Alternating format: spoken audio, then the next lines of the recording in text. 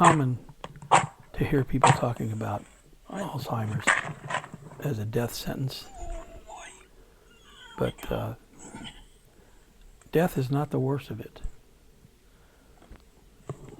In fact, Alzheimer's, in some ways, you could think of it as a blessing. Let me tell you what I mean by that. As Alzheimer's has slowly crept up on Trish, it's crept up on me too. What happened? Well, the fire wasn't drawing, and I got this going, and it made everything come out. So it's all right now, though. It's drawing. We now face death bravely. I mean, there's no more fear left. That's nice dry wood. You can hear it crackling. Oh, yeah. There is no more fear of death. In fact, the only fear I have is of how hard it's going to be as she goes into the final stages. Do you like the fire? Yeah, I've been looking at it. I have. And I can say that she has fear, but the fear is not fear of dying. Nice thing to do on a rainy afternoon. The fear is not Alzheimer's. It's paranoia. She has paranoid thoughts now that are caused by the Alzheimer's. She thinks the TV is a two-way communication device, that she can talk to people on the TV. And she loves gangster movies, so we'll watch a gangster movie. Recently, I think we watched a De Niro film. And she starts talking to the screen, and she gets completely pulled in, and so I've realized that's not good for her. That could make her paranoia worse. So even though she loves watching gangster movies, I steer her away from them now. Anyway, I was poking around looking for something Trish and I could watch, something we could enjoy together, and we happened upon this documentary about Jon Candy.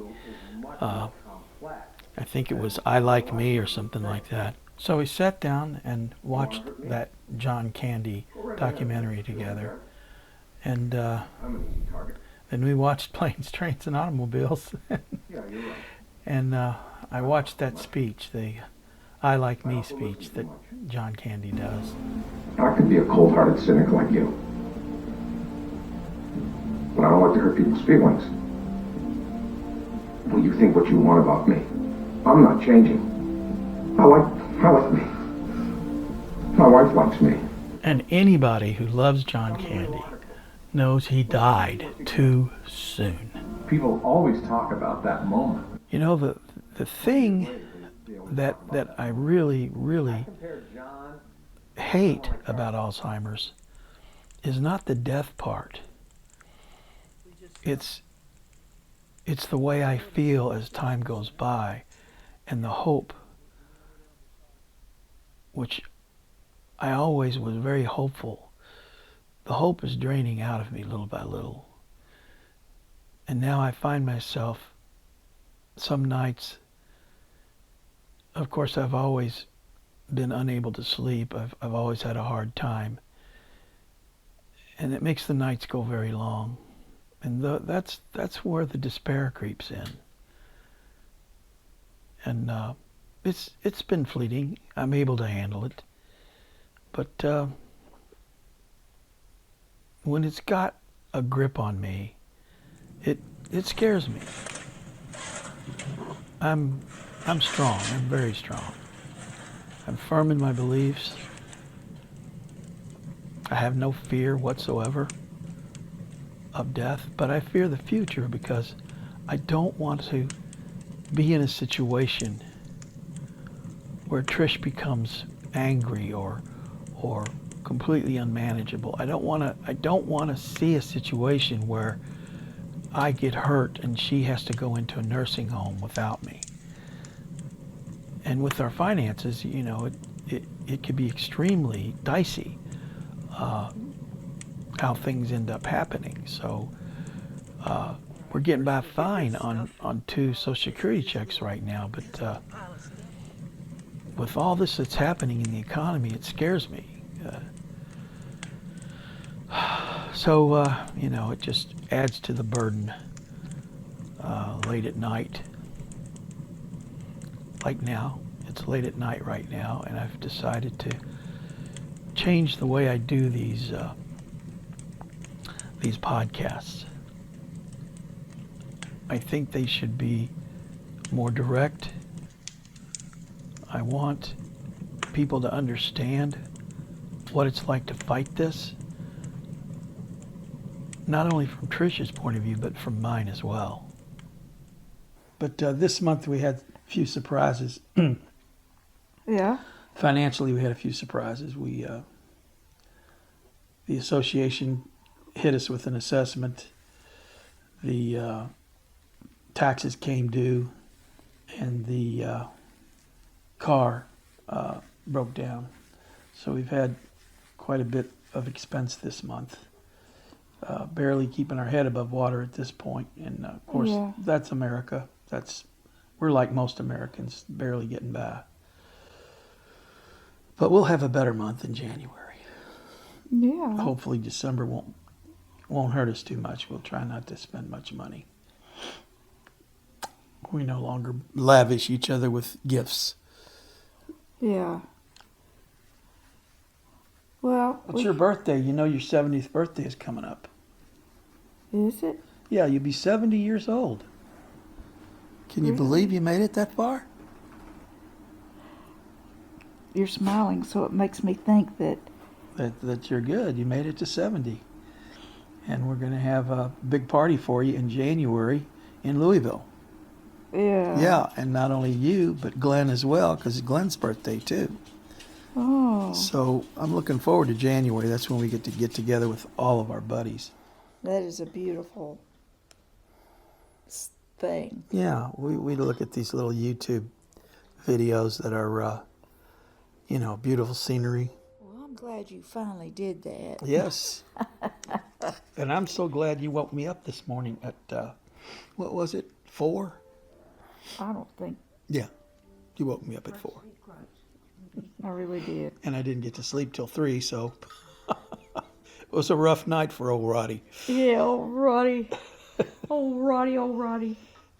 Don't forget, I've got your orange juice and your meds over here for you. But There's your meds once and I your got orange your breakfast juice, into okay? you and your pills, You finished with that? you went from being dark to being bright and Can I give happy. it to the dog?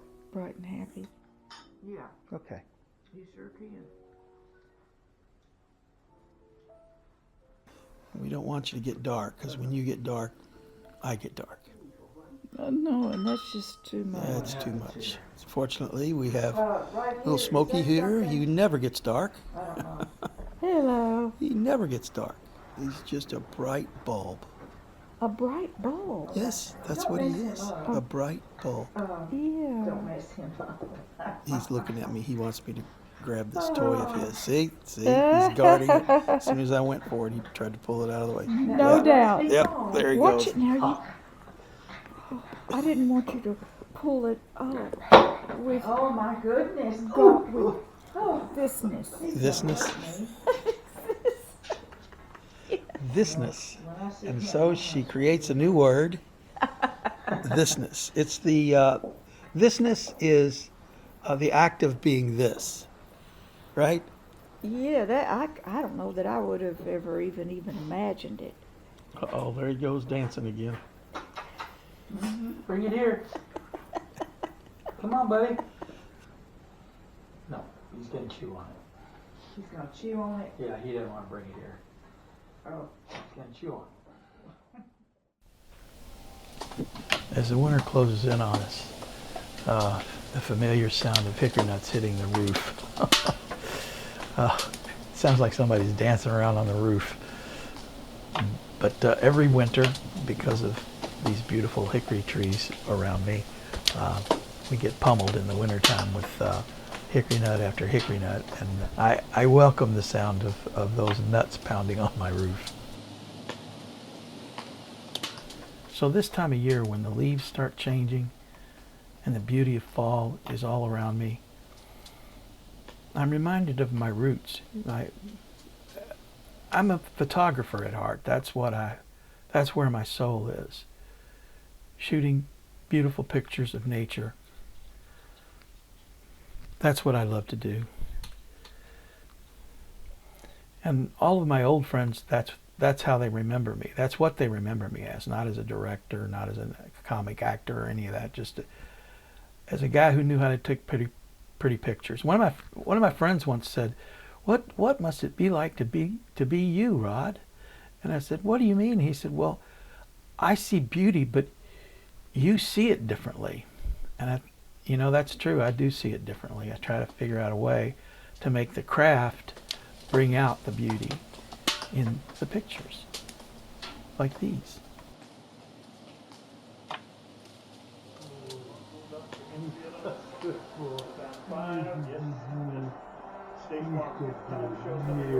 So, my despair never lasts long. There's always something to save me from myself. And this year, Jon Candy pulled me out of that despair. And then Trish, I just don't ever catch these moments on video because they're just so magic. But Trish is so damn funny. She was cracking me up. And in the midst of us laughing together the other night, little Smokey came up. He just had to get up in between us and share the love. And he did something, this is the first time he's ever done this. He came up to me and put his little nose right up to my chin and laid there on my chest as I was laying on the couch. And it was just so sweet and loving. I tell you, this little dog has stolen my heart. Good boy. I'm just nothing but a girl. You just had to come over and see his daddy. And so you can see why it's really not right for me to despair. Who can say that they have two lovely, lovely people like my little Smokey and my sweet little wife who never fail to rescue me from my own selfishness.